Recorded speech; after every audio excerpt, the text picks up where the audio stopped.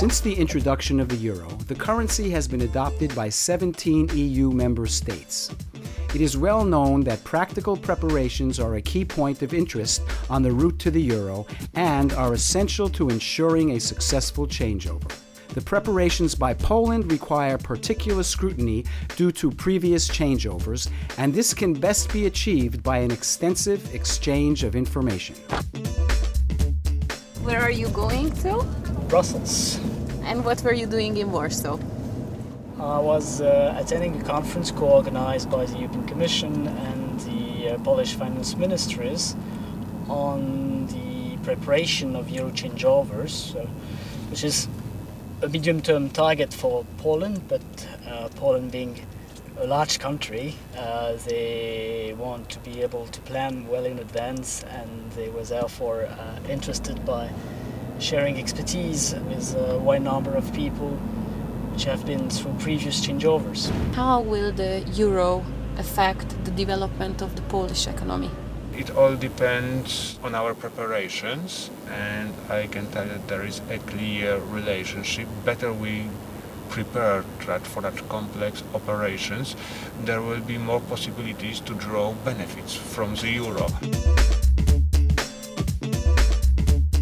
We definitely can benefit from your experiences. We can learn a lot about the approach of other countries, how they approached the changeover process. And there are many approaches to pick and choose from. And so we can pick those that we consider the best practice and we follow them. And at the same time, we try to avoid slip-ups, avoid mistakes that some countries didn't escape.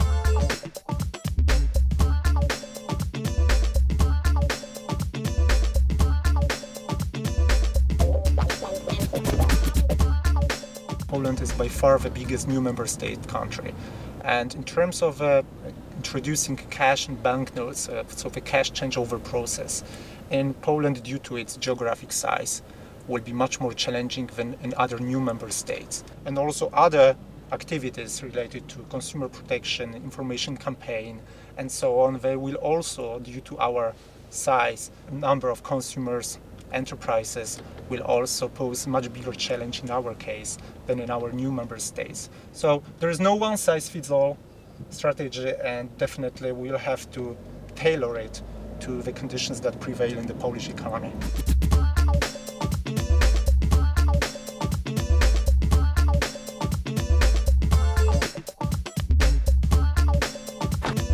How does the introduction of the euro affect the development of an economy, and in this case, the Polish economy? It gives stability, it gives credibility. When investors are considering to invest foreign countries, I mean, what they expect is certainty, credibility, long-term. They are long-term issues.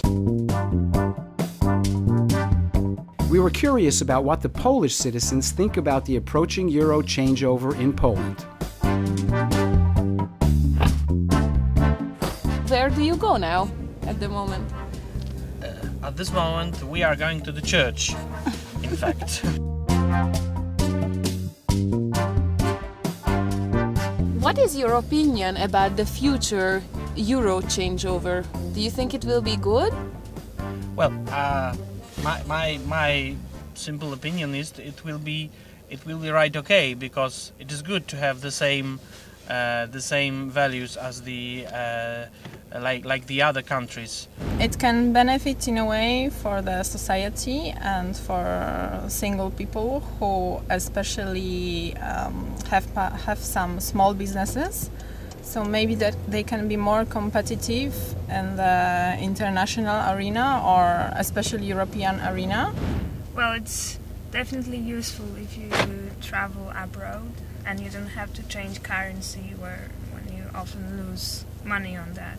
What do you think about changing the zloty to euro in the future in Poland? I think it's good, because we're gonna have the same value as the other countries of Europe, right? How do you think that your life will change from the introduction of the euro? I think this entrance of euro would lower my personal living conditions. It creates the feeling of European community that you have common currency. But of course, on the other hand, it is known that the euro is connected with rising prices and life getting a little bit more expensive. Do you think that having the euro currency contributes to a common European identity? Surely. Create and strengthen the European identity. So it's essential, one of the most important things for our common identity, European identity. We should show that joining European Union it was the chance, and we can develop in the right direction. So Eurozone is the next step, which is, I think, essential.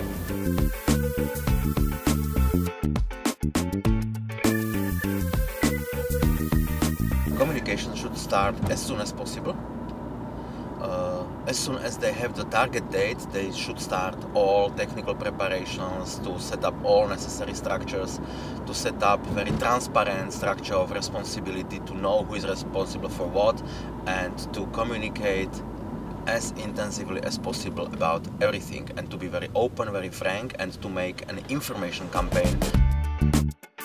The Euro changeover triggered a similar preoccupation and fear among the citizens all over Europe. The Austrian shilling was changed to euro 12 years ago, while Slovakia has been a member of the Eurozone since 2009. We interviewed a lot of people from Poland, the general public, and they expressed quite some concerns and fears about the introduction of the euro to Poland. What could you say to these people? Why should they look forward to have the euro in Poland?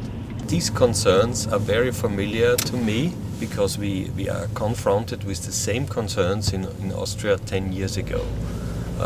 But meanwhile, at least in Austria, the euro is very much established. It's accepted by the population, and I think meanwhile the people see what and how they can benefit on the euro introduction. Austria is a small country located in the heart of Europe, and we see that in the last decade the economy developed quite positive, and all the inhabitants can see now the opportunities and what they can get from the euro in terms of stability, but also in terms of economic increase. What are some of the fears that people had in Slovakia before the changeover, and what are the facts? Definitely the most important fear was about price increases after the changeover, after a calculation of the prices.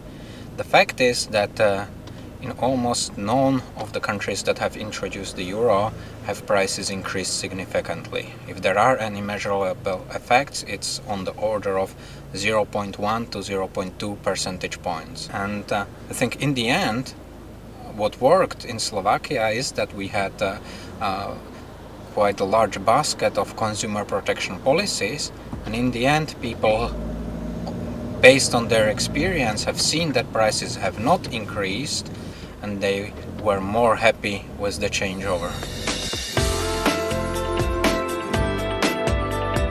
The aim of the conference is to create an opportunity for the exchange of ideas and experiences on the practical preparations for the Euro changeover. Legal framework is important. General law for the adoption of the euro. Why general? Because we wanted to have feasibility. The objective was to create transparency for the process of the changeover and provide assistance both to the public and private sectors. And the main contents in the umbrella law, as we call it, the general law, was dual pricing, the functioning of euro observatories, I will come back to them, and details in cash changeover.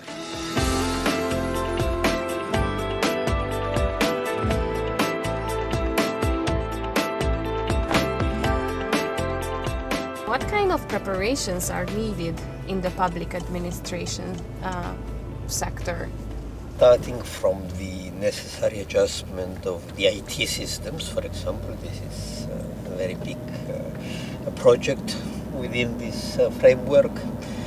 The adaptation of the accounting systems, this is another big task. Of course, the policies have to be macroeconomic policies, which falls more in my domain, have to be also take into account that there will be no autonomous monetary policy anymore, so fiscal policy becomes more important. We had one of the big schemes which we have done is called FAIR, which used to be called, it's short for Fair Pricing Agreements in Retailing. And the whole idea was to try to get all the businesses with this label called FAIR, which they had to put into their shops, to be able then to prepare themselves, train their people into the euro, inform themselves, provide information about the euro and conversion charts and things like that, you know, apart from obviously ensuring that there is a state of IT preparations and cash registers and stuff like that. That was one. Then for the social sector, for example, we had about 70 Euro centers in all the villages, a center into each and every village, which was, we trained volunteers to be able to assist children, old people, people with disabilities into how to handle the euro. Well, in the case of Estonia, we do see euro changeover as an additional factor of stability and credibility of the economy. So I believe from the viewpoint of investments and trade, it will have a very positive effect. We could see it already as soon as the decision was done. The kind of credibility to the investors has increased. From the very everyday point of view, this didn't change much for people, because money is money anyways. But certainly in which hand it has a very positive effect is tourism, because majority of tourists in Estonia are Finns, and using the same currency with Finns is actually an additional benefit for Estonia, and makes us more attractive and more accessible to the tourists. So I guess in the case of Poland, what I would advise you to research is what would it be like to be in the same monetary space with Germany. It will probably have the same very positive effect on your economy. I think it's good for the tourism also, that people who come to Poland, they don't have to change their currency, and they can see the prices here, and maybe they will spend more money if they see it's less in euros than, for example, in Germany. It's cheaper. Yeah, it makes it more comparable. Yeah.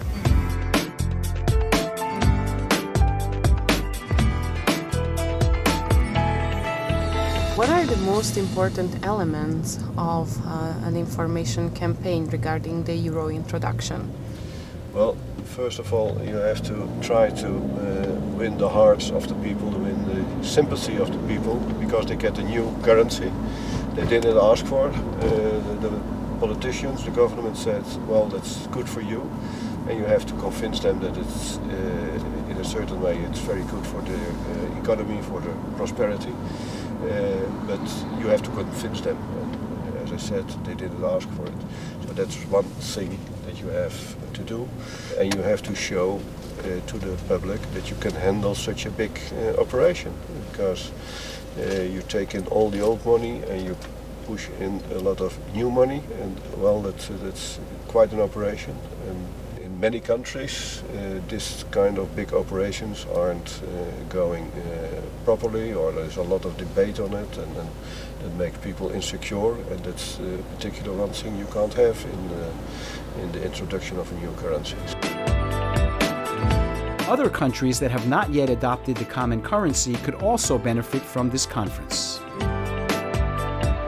Probably you know the famous saying of, I think, some ancient Greek philosopher said, give me a fixed point in the universe and I will be able to move the earth. I think it can be paraphrased, give me a fixed date of euro adoption, okay, and I can deliver some progress. I would like to reflect some issues that were discussed, probably from the Czech perspective. Probably the most important thing is what to do just now, because the technical preparations in the Czech Republic a little bit slowed down because we don't have a fixed date for Euro adoption. At the same time, we did a lot of technical preparations recently. So now we are just debating what to do next, and I would like to share some views what we think is the best practice for the Czech Republic just now. In Hungary, what are the most important challenges that you have to face regarding the introduction of the euro? We have to make structural changes in the economy, and so very wide structural reforms, and it may be beneficial to at least decide on them, but mainly to implement them before Eurozone accession. And as such, we can meet the Maastricht criteria on a sustainable manner. How do you see the situation? When is the euro going to be introduced in Poland?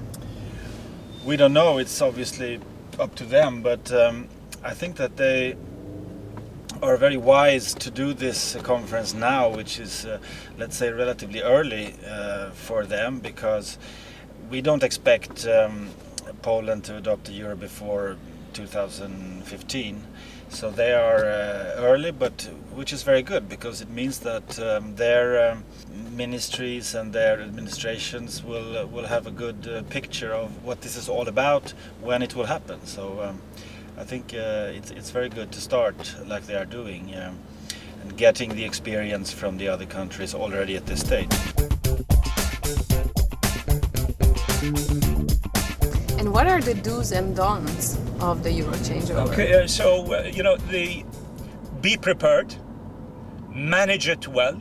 You have to manage it as if you're managing a business. This is a changeover like all other changeovers.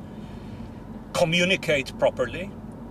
Make sure that it is participative.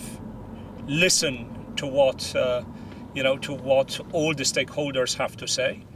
And then there is a final point which is important, is that it has to be citizen-oriented, customer-oriented, consumer-oriented. That is the biggest test as to whether the changeover is successful or not. Depends on one factor: how it is perceived and executed by the consumer. So, you need to start from that. This is the do. On the don't is make sure that don't do it quickly without making a proper assessment of the situation. I think that is undoubtedly a very important point. Don't rush into it. Start preparing as early as possible. We were emphasizing to the businesses that you need to prepare IT systems, of course, electronic card, points of sale. You need to sub-front load enough cash, and please talk that with your bank. And you need to be ready to handle two currencies, dual circulation period. In relation to the expansion of the Eurozone, we asked our passengers about the issues of the European economic crisis as well. In your opinion, is the EU still in a financial crisis? I don't think that either EU or the Eurozone is in general are in financial crisis, but undoubtedly there are some countries which have problems in financing their fiscal deficits, and there are some countries where measures were needed to support the banking system. And I think personally that the existence of the euro and the eurozone makes solving these problems much easier than without the euro. So I would say that definitely there are some countries where important measures are needed, important steps are needed to ensure fiscal stability first and foremost. that is not the crisis of the euro area or of the EU.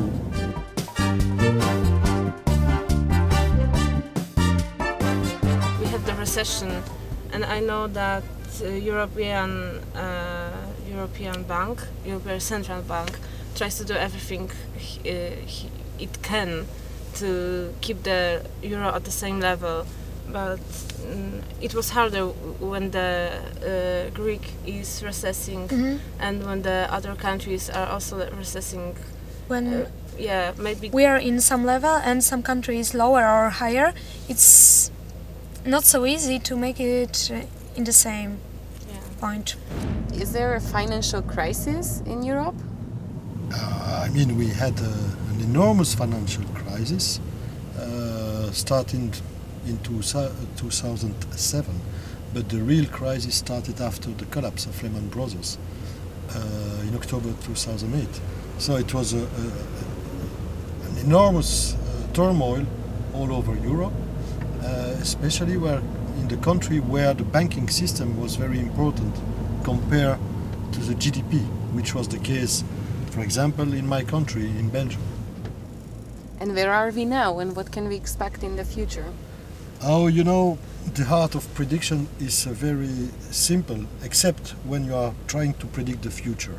So, let's put it that way. I think that the crisis is behind us. The financial system is no more in the urgency, but is still in a recovery time. The other issue is that after the financial crisis has impacted the financial system, you had also transmission to the real economy, and that hurt the people also. I think that if you have a look to the latest forecast, to the economical situation, the most important problems are behind us, but we cannot exclude that at a certain moment one bank will suffer more than another. You cannot also exclude that in some sector we might face some new challenges. So the economical situation at the moment is very volatile, I would say. We are in a situation where the things are progressing. The growth is back, but with a high volatility in terms of sector and in terms also of region of the world. So things are going better, but don't ask me to predict the future.